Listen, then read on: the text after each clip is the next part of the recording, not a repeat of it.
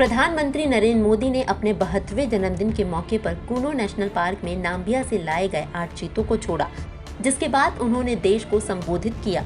इस संबोधन में उन्होंने कहा कि मैं हमारे मित्र देश नाम्बिया और वहां की सरकार का धन्यवाद करता हूं, जिनके सहयोग से दशकों बाद चीते भारत की धरती पर वापस लौटे हैं।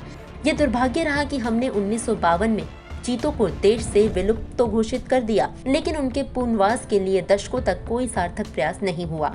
दशकों पहले जैव विविधता की सदियों पुरानी जो कड़ी टूट गई थी, विलुप्त हो गई थी, आज हमें उसे फिर से जोड़ने का मौका मिला है। आज भारत की धरती पर चीता लौट आए हैं और मैं ये भी कहूंगा कि इन चीतों के साथ ही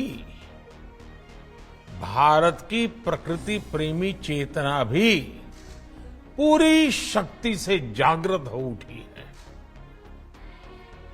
मैं इस ऐतिहासिक अवसर पर सभी देशवासियों को बहुत बहुत बधाई देता हूं। विशेष रूप से मैं हमारे मित्र देश नामीबिया और वहां की सरकार का भी धन्यवाद करता हूं, जिनके सहयोग से दशकों बाद चीते भारत की धरती पर वापस लौटे हैं। इसके साथ ही पीएम नरेंद्र मोदी ने कहा कि आज आजादी के अमृतकाल में अब देश नई ऊर्जा के साथ चीतों के पुनर्वास के लिए जुट गया है। ये बात सही है कि जब प्रकृति और पर्यावरण का संरक्षण होता है तो हमारा भविष्य भी सुरक्षित होता है, विकास और समृद्धि के रास्ते भी खुलते हैं। उन्होंने कहा कि कूनो नेशनल पार्क में जब चीता फिर से दौड़ेंगे तो यहाँ का ग्रासलैंड इकोसिस्टम फिर से रिस्टोर होगा, बायोडायवर्सिटी और बढ़ेगी। वहीं कूनो नेशनल पार्क में छोड़े गए चीतों को देखने के लिए देशवासियों को कुछ महीने का धैर्य दिखाना होगा, इंतजार करना होगा। मैं आज आपसे सभी देशवासियों से एक आग्रह भी करना चाहता हूं।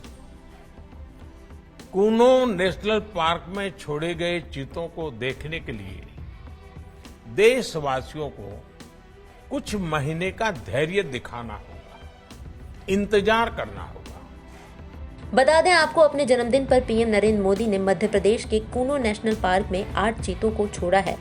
नाम्बिया से 8 चीतों को लेकर विशेष मालवाहक विमान से ग्वालियर लाया गया। इसके बाद इन्हें चिनूक हेलीकॉप्टर से कूनो नेशनल पार्क ले जाया गया। अधिकारियों ने कहा कि इन 8 चीतों में 5 मादा और 3 नर हैं। नाम्बिया से प्रोजेक्ट चीता के हिस्से के रूप में इन्हें भारत लाया गया है। राष्ट्रीय उद्यान में नाम्बिया से आए चीता छोड़ने के बाद पीएम मोदी ने कहा कि इससे भारत की प्रकृति प्रेरणा तेजी से जागृत होगी।